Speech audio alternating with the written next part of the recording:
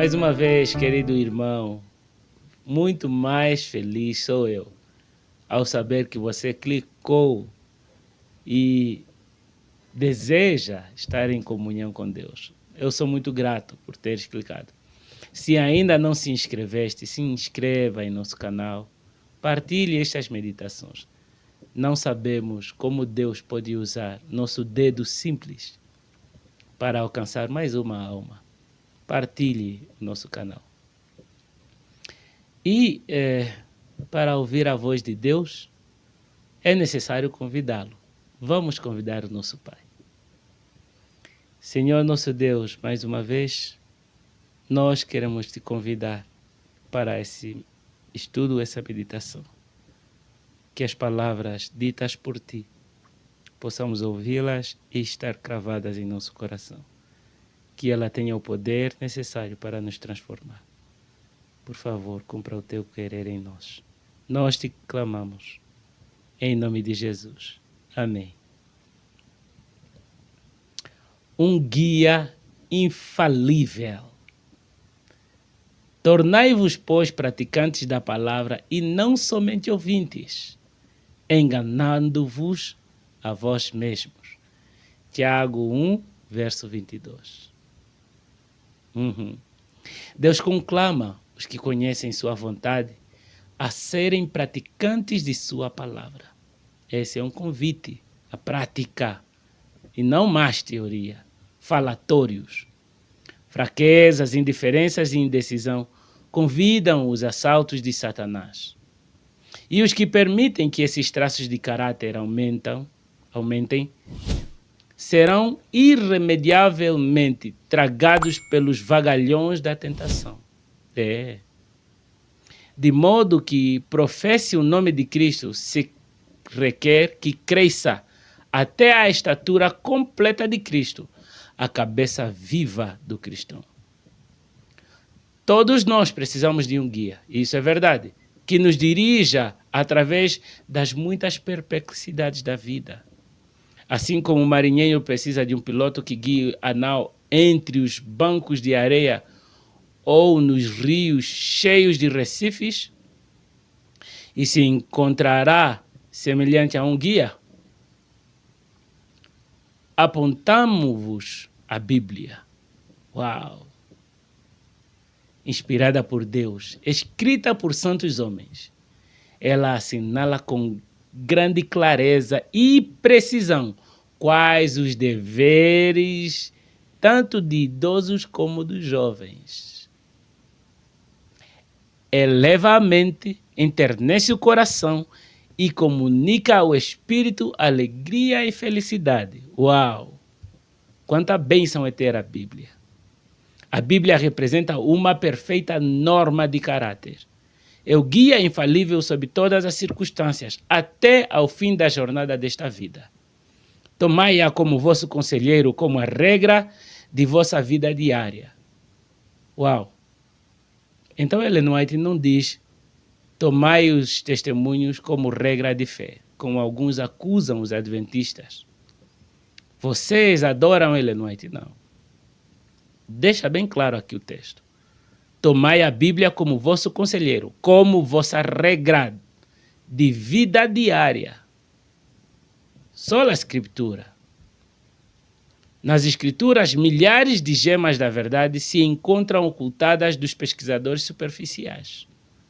Jamais se esgota a mina da verdade, e isso é verdade. A Bíblia, sempre que você lê, ela tem coisa nova para te dar.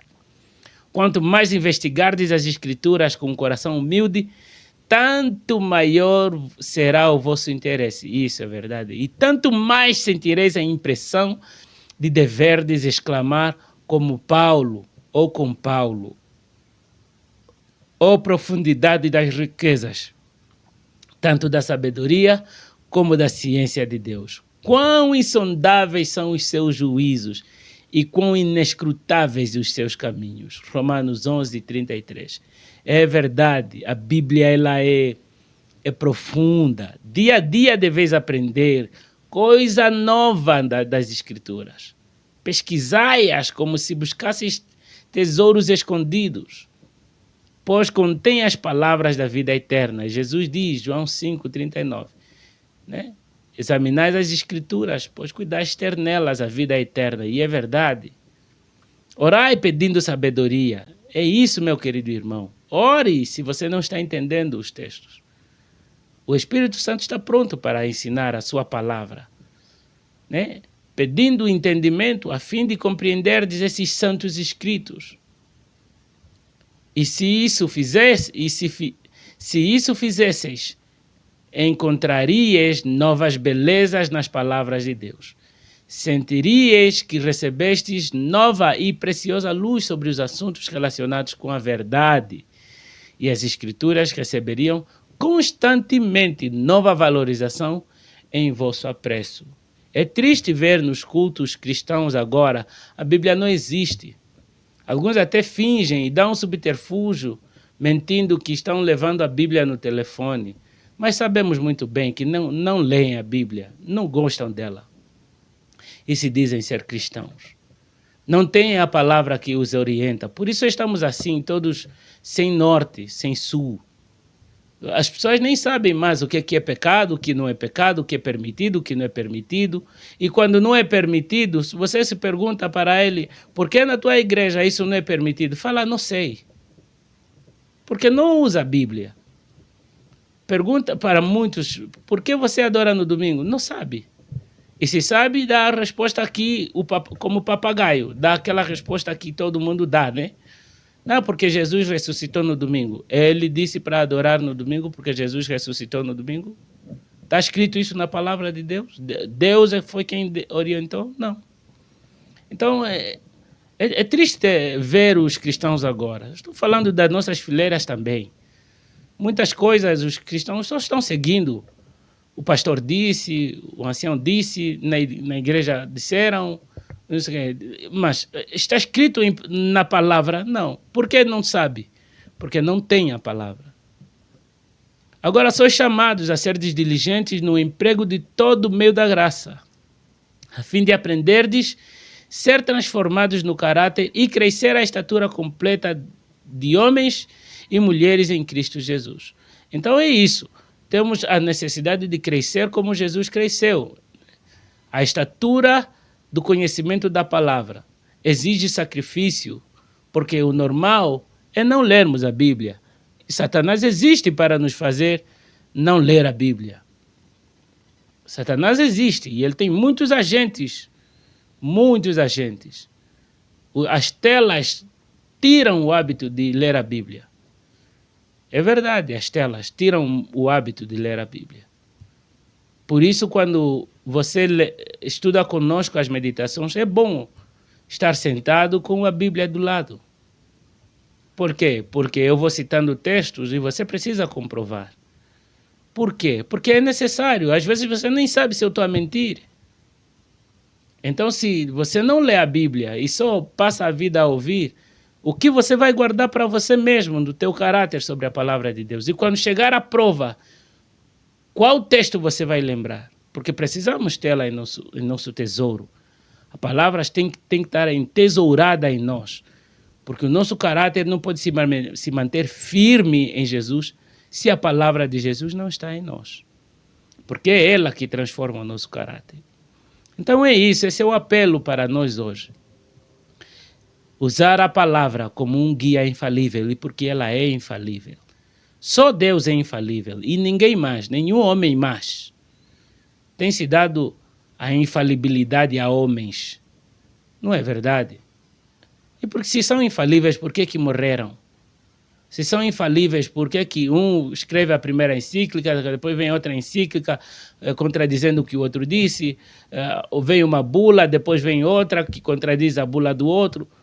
Não são infalíveis. Isso só mostra porque toda hora é necessário concílios para dizer e contradizer o que um outro concílio disse. É porque não são infalíveis. A palavra do homem é falha, mas a palavra de Deus é eterna, é verdadeira e infalível. Ela acerta a todo custo. E é por isso que temos que usar a palavra de Deus. Que o Senhor nos abençoe. Que o Senhor te abençoe. E se é teu desejo criar hábito de estudar a palavra, ore comigo. Vamos nos dedicar a Cristo Jesus e clamar, porque aqueles que clamam recebem, aqueles que batem se lhes ouve, se lhes abre. E é assim que acontece, confiar nas promessas de Cristo e Ele cumprirá. Oremos. Pai Celeste, queremos manter-nos firmes na Tua palavra, mas tem sido difícil.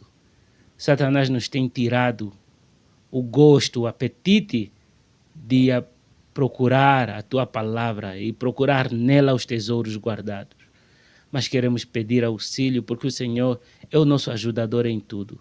Por favor, nos devolva não só o tempo, mas também a motivação, que possamos vencer esse desejo que nos deixa confundidos se queremos ou não. E mesmo quando não haver talvez um interesse sobre um tema, mas pelo menos um verso, 2, um capítulo, possamos lê-lo durante o dia, para que a Tua palavra permaneça no nosso coração. Faça a Tua vontade em nós, por favor. Aceita a nossa oração. Nós clamamos em nome de Jesus. Amém. Que o Senhor te abençoe e que você consiga vencer os teus desejos carnais. No caso, que você adquira o hábito de ler a palavra. Até a próxima, se Deus quiser.